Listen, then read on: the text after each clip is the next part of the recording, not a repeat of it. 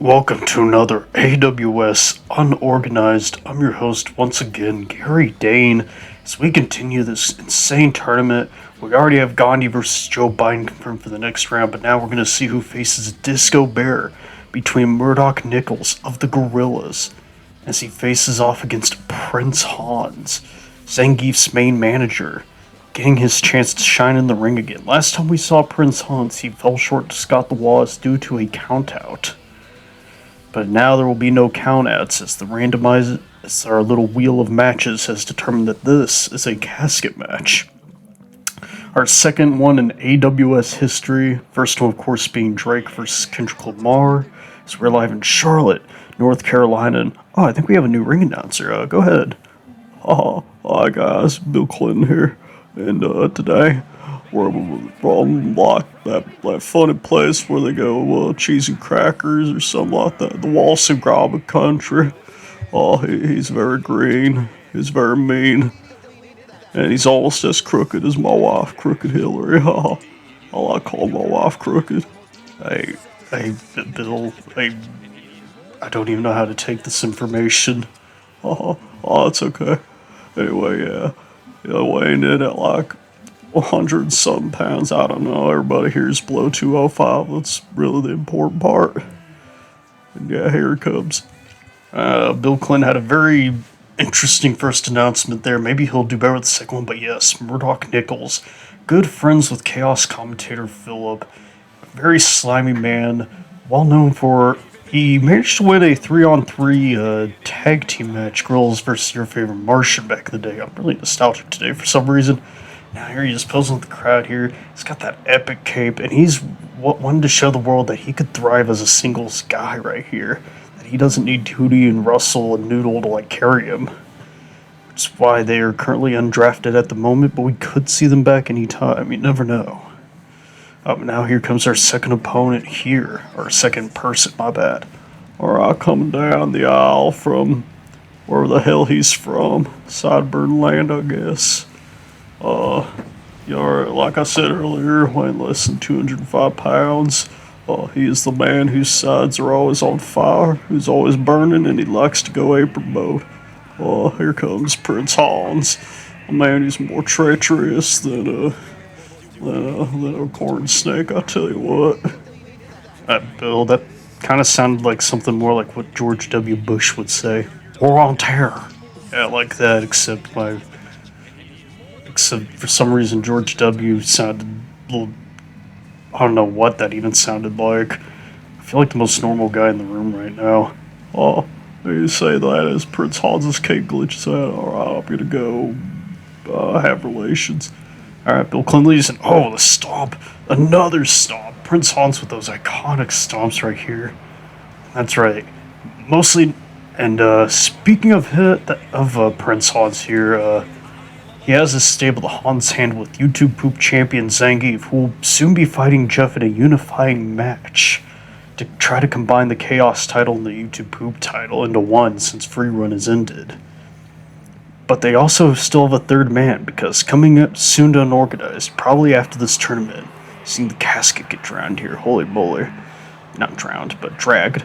But anyway, yeah, there's rules right there, and while they explain that, in the future, the Punishment Club will be facing Hans Hand in a traditional Civil War match right here. That's right, that match is officially coming back on Unorganized. And yeah, the winning team will get to keep the managers. So basically, if Team Zangief wins, Zangief, Hans, and their third member during the Zangief versus Jeff fight, Hans and the third man will stay. But if Jeff wins, then Undertaker and Zayn will be by ringside, and Zangief would be alone. Jeez, my brain is a bunch of scrambled eggs right now as we see Hans with those crazy ninja kicks right there. The agility and MMA style of Prince Hans here. And a lion salt on top of that. He really is an educated branch right here, taking as many people in AWS as he can under his wing, and just trying to show them how to be as slimy as humanly possible. This is the man who had Like, I mean, I'm not like the number one fan of Frozen in the world, but I will say the way he rejected Ulsa's sister, that was colder than any of the ice Ulsa has produced right there. That's one of the coldest scenes in cinema right there. And I respect that, even though I'm supposed to be a face commentator, but I'm allowed to like douchebag characters. It's okay. And now, oh, big back shot by Murdoc. Who, I guess is kind of a dude. Yeah, yeah, I'd qualify Murdoc as at least likable douchebag. He's at least on that tier list. There is, oh, big ol' octopus. But Murdoc immediately trips him down right there. That's good because the longer you're in a submission, the more it hurts. Nice springboard DDT right there. Murdoc with some agility of his own. That's the beauty of the Thicc'snt division right here. Smaller guys get to shine and show their crazy agilities right here. And oh my god, vicious chair shot in the corner too on top of that. No, he dodges. Barrel punch to the face right there. Oh man, this is a pretty brutal casket match, not gonna lie. He's even pressing his knuckle on the back of his head. Nice British wrestling style right there. Very hard hitting. And oh, kick to the back of the knee too. I gotta say, kind of the benefit of also having like two, I guess, dirtier fighters in the game in a match with no rules is that neither of these men are holding back here. They both know they can do whatever they want. And that's as amazing as it is terrifying. Oh, big ol' arm breaker. Look at that. Again, just calculated and brutal right here. Murdoc is another springboard tornado right there. He's just swept up Dorothy with that one, man. Oh, and yes, here we are back at the Aztec Arena here, the official AWS Unorganized Arena. You can tell it's quite the beauty right there. Though, to the man who made our Lucas Hackett, if you're watching this, if you're down to make an arena for AWS, I'd be more than happy to download it because the other arenas you made, pure art, pure cinema right there. And what's Prince Hans? Spalling suplex on Murdoc. The core strength of Prince Hans to lift him that long and suplexes him into the side of the ring on top of that. That's not only a bunch of blood rushing to his head, but in making him land on the hardest part of the ring. I'm amazed Murdoc is still fighting after that. Because that would fuck me up, man. Oh, I need to step back in the ring though sometime. It was kind of fun getting in there. But anyway, Murdoc, what's he doing to Hans? Throws him into the casket. And tries slamming it down too. Now, we're not quite using the adamantium casket that Kendrick Lamar managed to punch his way out of before getting his revenge. But, oh, what's Hans? Northern Lights. Very graceful right here. I gotta say, I'm impressed with Prince Hans's, skills here. I'm impressed with both these men, but yeah, Prince Hans, though, especially, he is calculated here. I didn't think the goofy guy from Frozen would be a good wrestler, but I stand corrected. I stand corrected. Doug Dimmadome actually made a pretty good investment with this guy. But what veteran Murdoc here? Man, he's been around since Unlimited Season 2, I think. Yeah, Season 2 of Unlimited was when he debuted, so he's been in this company for a good long while here. Mr. Niccals here. Can he stand on his own, though? That is the story, that is the chair, and that is Prince Hans bleeding from the forehead and eats a dropkick, too. That blood got him pumped for a bit, but that kick by Murdoc really slowed him down there. And even a clothesline to the back of the head, too. And balls to the face. That was one hell of a combination by Murdoc there. From blood to balls. Oh, what's he got in mind here? Perhaps oh no, he gets back elbowed and he tripped him. I think Murdoc tripped him. And yet another springboard tornado on top of that. Jeez, this might be one of our least predictable matches right here too, because I'm trying to think what they're gonna do next, but then they keep on surprising me. Other than the 300 springboard tornado. Oh god, head. Oh, Prince Hans holding his head. I think the side of his head hit the top of the coffin on the way down.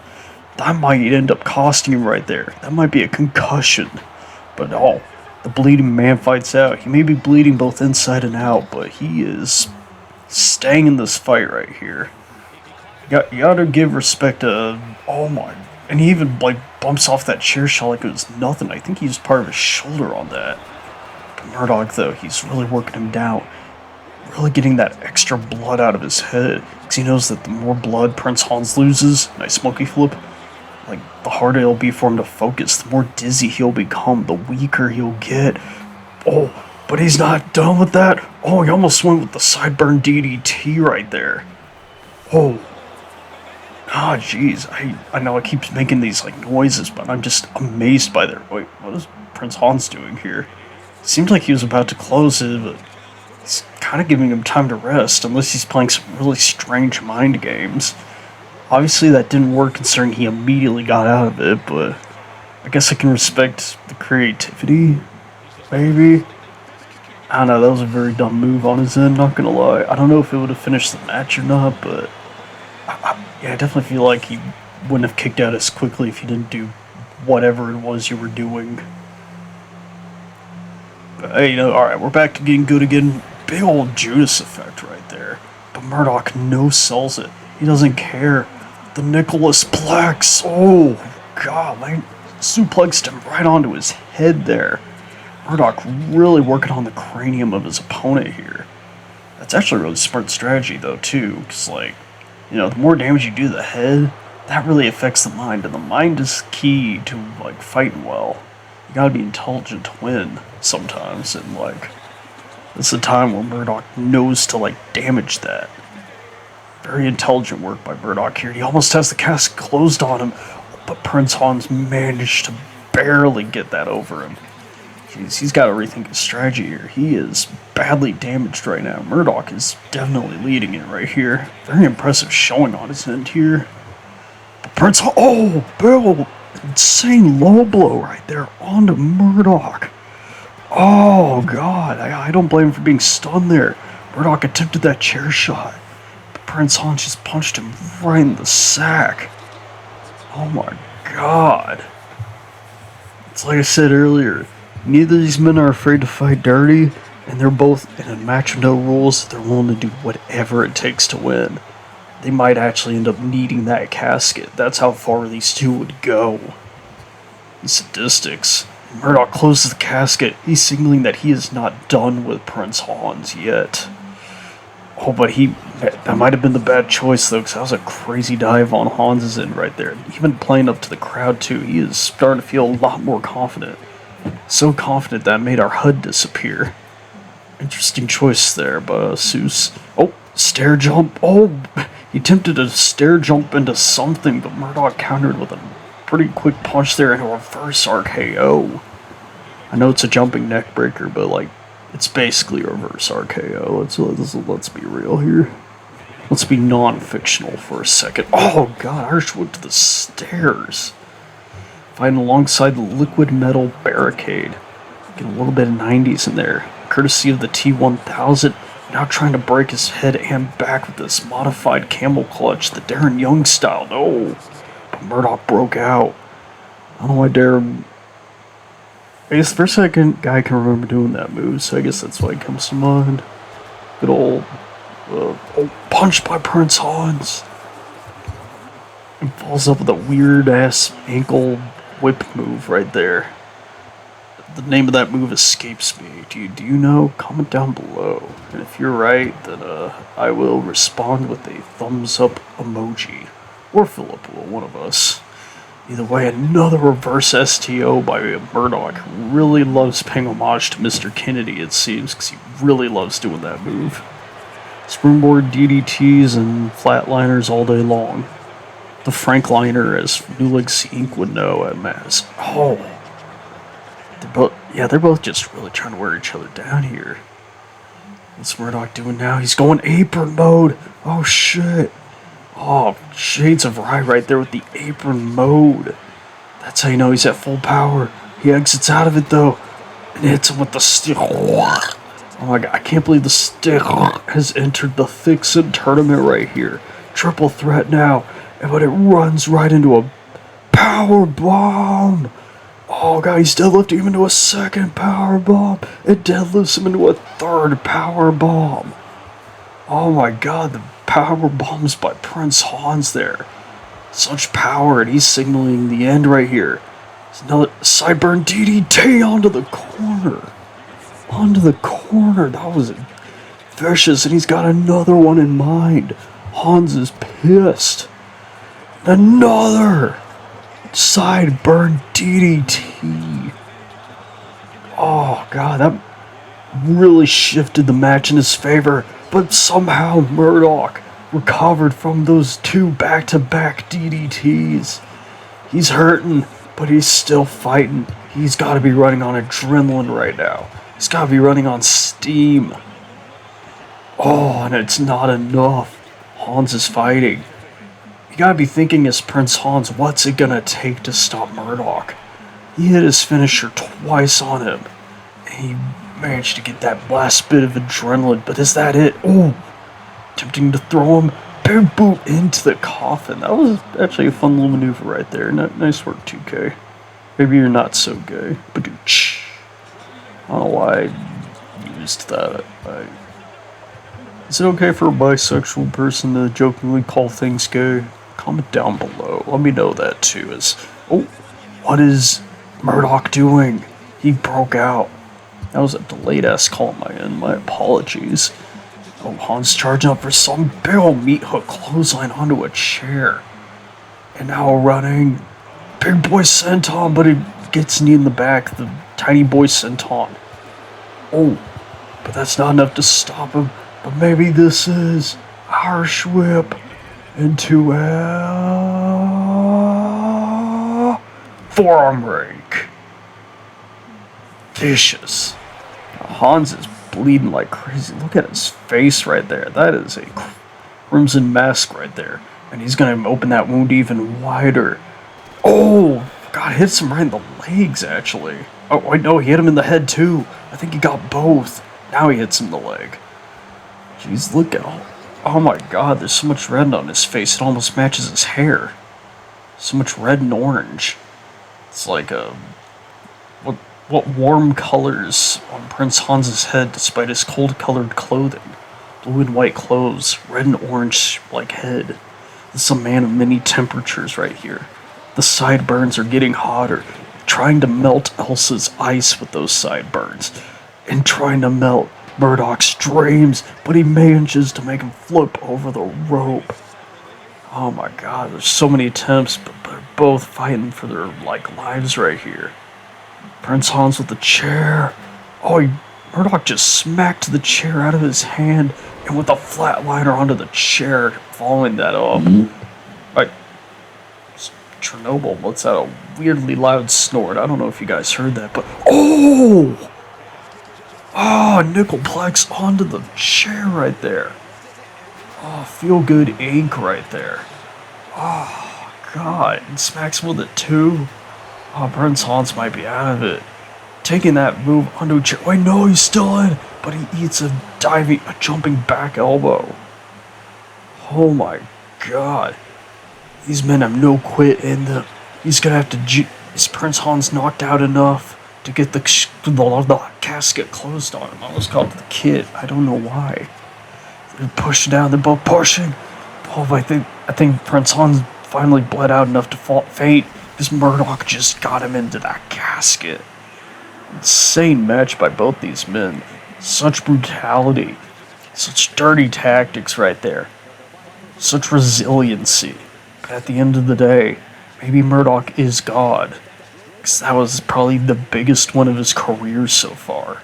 Advancing in the tournament.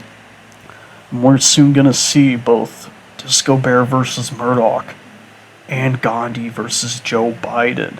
Stay tuned for those matches. They're going to be absolute classics. And, before I go, I'm actually going to get a little bit out of character for this one. And I just want to say thank you to everyone who managed to get a rather big feat for our show.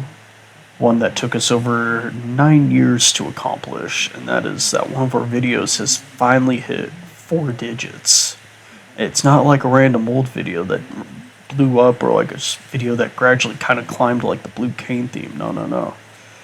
It was Scott the Woz versus Gandhi. I managed to get to that level in just a week, which I know sounds small, especially compared to like a lot of bigger YouTubers that you probably are subscribed to, and I completely understand that point of view.